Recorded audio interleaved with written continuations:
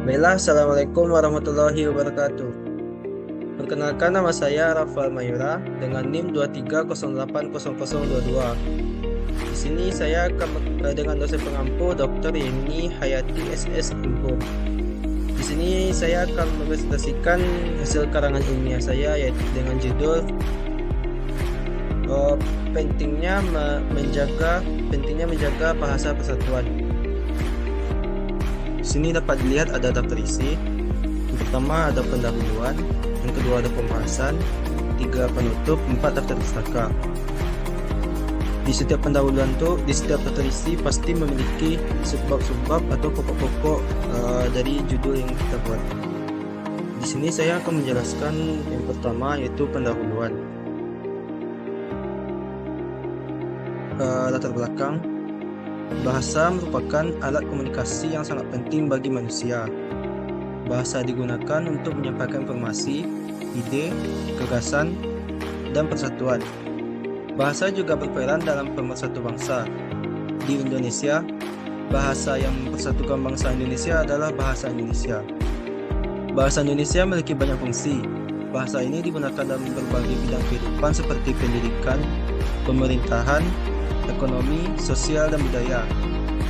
Bahasa Indonesia juga digunakan sebagai bahasa pengantar dalam media massa seperti televisi, radio, dan internet. Bahasa Indonesia resmi digunakan sebagai bahasa persatuan bangsa Indonesia sejak Kongres Pemuda II pada tahun 1928. Menjaga bahasa Indonesia merupakan tanggung jawab kita semua. Upaya untuk menjaga bahasa Indonesia dapat dilakukan dengan berbagai cara seperti pembinaan bahasa Indonesia, penggunaan bahasa Indonesia yang baik dan benar, serta pelestarian budaya Indonesia. Pelestarian budaya bangsa. Selanjutnya itu ada rumusan masalah dan tujuan. Rumusan masalah yang pertama ada apa pentingnya bahasa Indonesia sebagai bahasa persatuan. Yang kedua, apa saja faktor-faktor yang mengancam bahasa Indonesia? Yang ketiga, bagaimana upaya untuk menjaga bahasa Indonesia? Tujuan dari karangan ilmiah ini yang pertama, menganalisis pentingnya bahasa Indonesia sebagai bahasa persatuan. Yang kedua, mengidentifikasi faktor-faktor yang mengancam bahasa Indonesia. Dan yang terakhir yaitu merumuskan upaya untuk menjaga bahasa Indonesia. Selanjutnya itu pembahasan. Yang pertama itu pengertian bahasa persatuan. Bahasa persatuan adalah bahasa yang digunakan untuk mempersatukan suatu bangsa atau kelompok masyarakat. Bahasa ini menjadi alat komunikasi yang digunakan bersama oleh semua anggota bangsa atau kelompok masyarakat tersebut.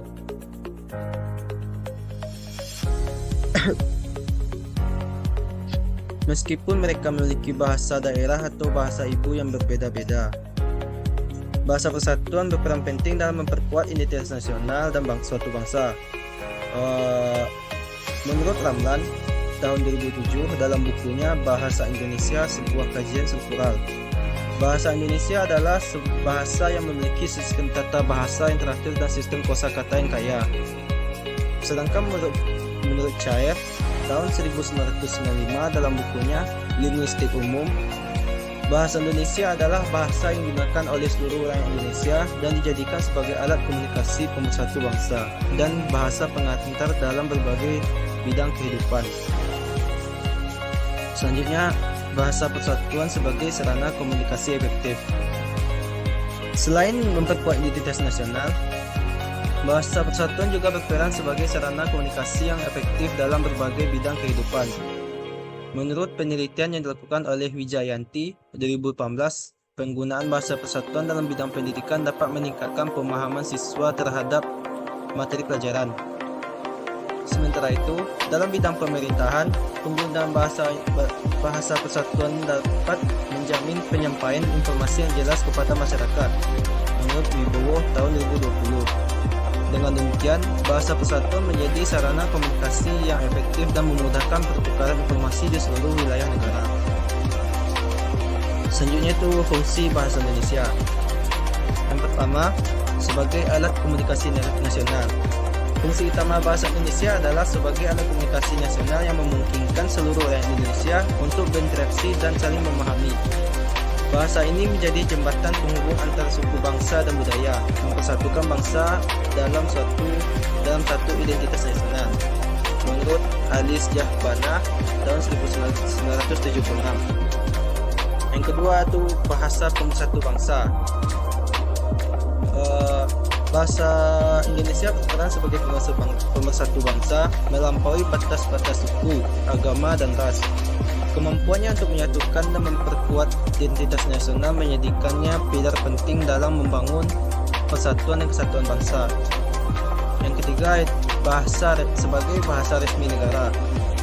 Bahasa Indonesia ditetapkan sebagai bahasa resmi negara Indonesia, digunakan dalam berbagai kegiatan kenegaraan seperti pembuatan dokumen resmi, upacara kenegaraan, dan pidato presiden.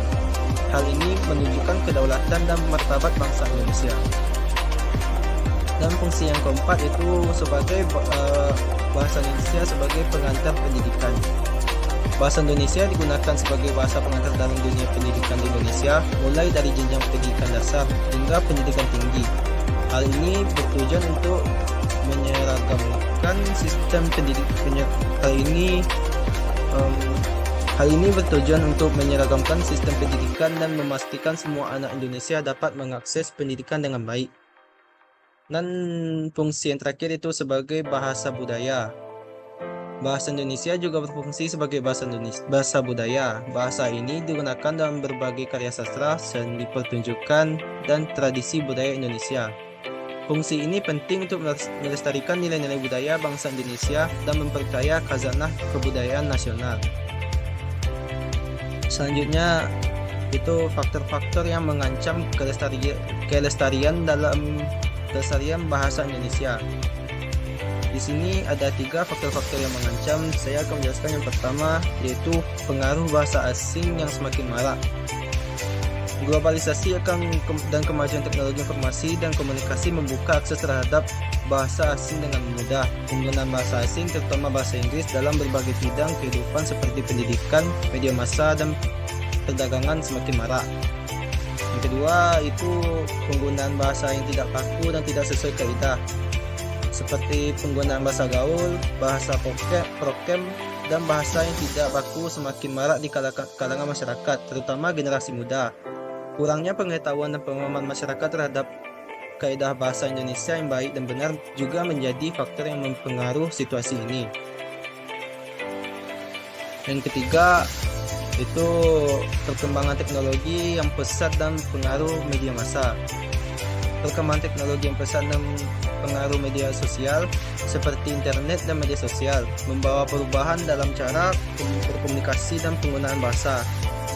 Kurangnya filter dan kontrol terhadap konten bahasa di media sosial dapat mempermudah penyebaran bahasa yang tidak baku dan tidak sesuai kaidah, sehingga dapat membahayakan kelestarian bahasa Indonesia.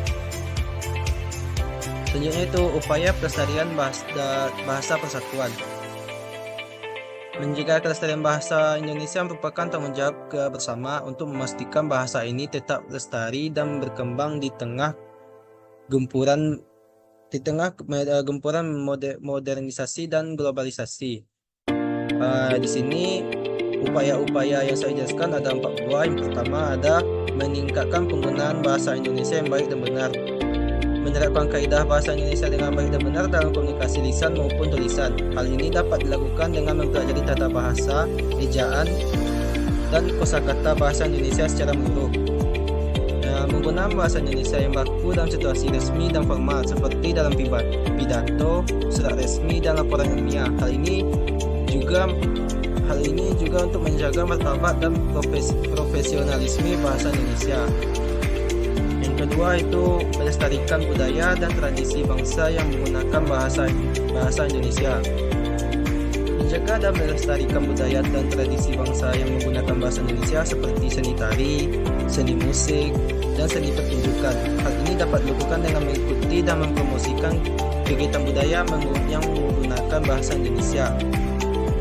Dan contoh pada media massa dan ruang publik seperti televisi, radio, papan reklam, dan media sosial dapat meningkatkan visibilitas bahasa Indonesia dan mendorong masyarakat untuk menggunakan dalam kehidupan sehari-hari.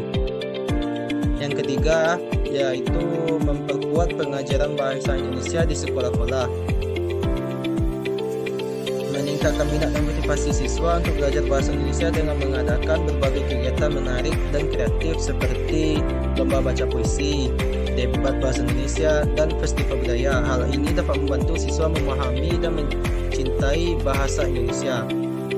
Dan yang terakhir itu mengadakan program-program pembinaan dan pengembangan bahasa Indonesia.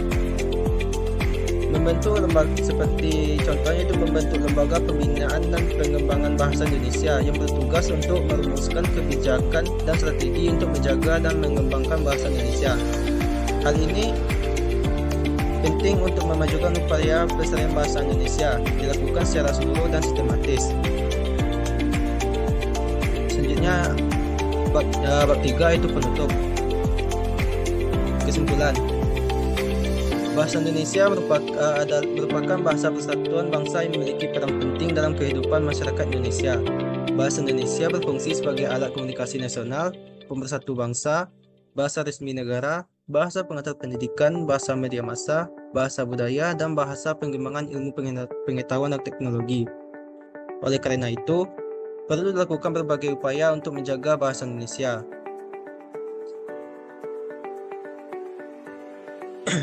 Selanjutnya itu ada saran. Saran saya yaitu dengan upaya yang konsisten dan berkesinambungan dari berbagai pihak, kita dapat menjaga kelestarian bahasa persatuan sebagai warisan budaya bangsa Indonesia dan memperkuat persatuan serta kesatuan dalam keberagaman yang kita miliki. Yang terakhir bab 4 itu daftar pustaka. Ini referensi daftar-daftar pustaka yang saya ambil, yang dapat dilihat seperti ini ada Alis Jahbana ST tahun 1976 dan bukunya Bahasa Indonesia sebuah pengantar Jakarta Pustaka Jaya. Sini ada dilihat daftar pustaka yang saya pakai, yaitu ada 12 buah. Mungkin cukup sekian yang dapat saya sampaikan. Apabila salah dan ada kekurangan, saya mohon maaf. Saya sudahi dengan Assalamualaikum warahmatullahi wabarakatuh.